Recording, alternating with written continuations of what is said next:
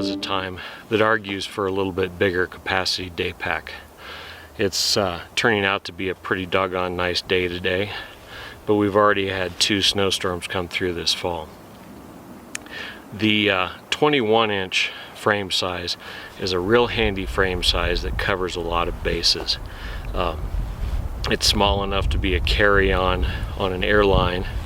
It's small enough for EDC if it's properly compressed, but at the same time it's big enough to support long day trips and even light overnighters. So the Aston House pack is one pack in our lineup that has that frame size, but we always knew that we needed to do a more backcountry oriented version of that pack. So what I'm going to talk about today is our Aston House backcountry, or Aston House BC pack. Starting with the suspension side, just like the Aston House, we have the place to put one of our waist belts, be it the Prairie belt or the Recon belt. That's available separately. Inside there is a full height frame sheet with dual full height 7000 series aluminum stays. This transfers, when used with a belt, this transfers just about all of the load of the belt and takes it all off of the harness. Without a belt, this harness coupled with that the dual stays and the frame sheet really still transfers a lot of load into the lumbar area. You have the load lifter straps, and we also have Connor style dual takeoffs for the shoulder harness. And I should note, this is a mismatch of colors. Production colors won't be these 2 tones. So we have the dual wand pockets, one on each side, full size, big enough to take a canteen cup. Just like the Aston House, we have a couple of ways to get into the pack.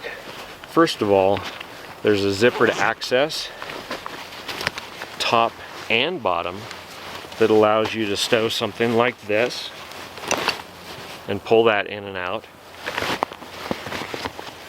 With the bottom access, you could have something full length that goes all the way out the bottom, be that skis or snowboards or carbine of some type.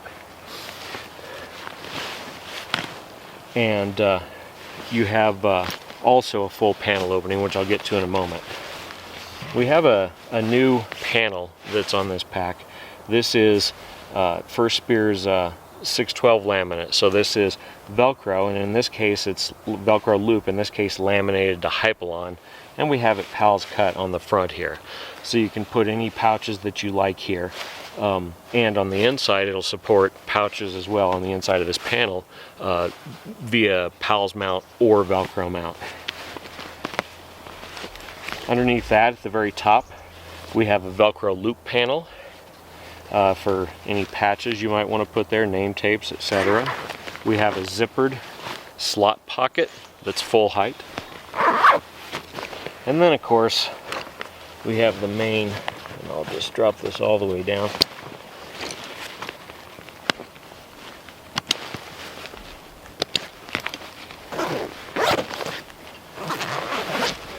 We have the main opening here. On the inside of this flap, we have a mesh open top pouch for shoving stuff in. And then this is just a full-size panel loader. On the very back, we have more of that good 612 fabric. So you can put either Velcro pouches all the way down the back, or you can put PALS pouches on the back of this for whatever organization you want. And at 21 inches high, 11 inches wide, and 7 inches deep, this thing has a whole lot of capacity.